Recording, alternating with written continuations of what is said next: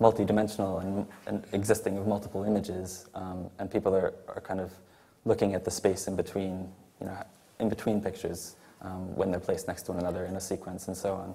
And I think also that indicates that in terms of the direction that photography is heading, from my perspective, what's interesting is that I think photography is often seen as the kind of final form of somebody's idea. Like it's the culmination of what they've been thinking about and trying to experiment with and trying to produce over a number of weeks, years, whatever.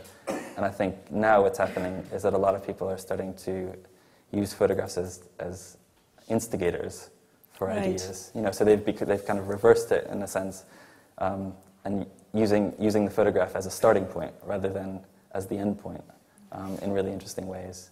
And that, for me, that's really promising. I really enjoy that kind of that playfulness of photography. That it's something that can grow and change and develop and inspire new ideas and relate to other images. And whether that's down to Google Images or the development of self-published books or whatever, I don't know. But I think that's a new life that photography is kind of breathing. Well, actually, clearly you do have some thoughts on why that might be. Why photography is either in a secure enough position as a contemporary art form to be more diverse?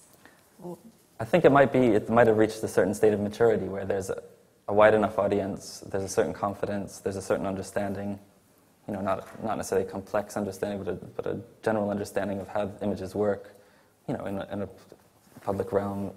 I think people are willing to give it a chance now, and they don't necessarily want to walk into a space and kind of be told,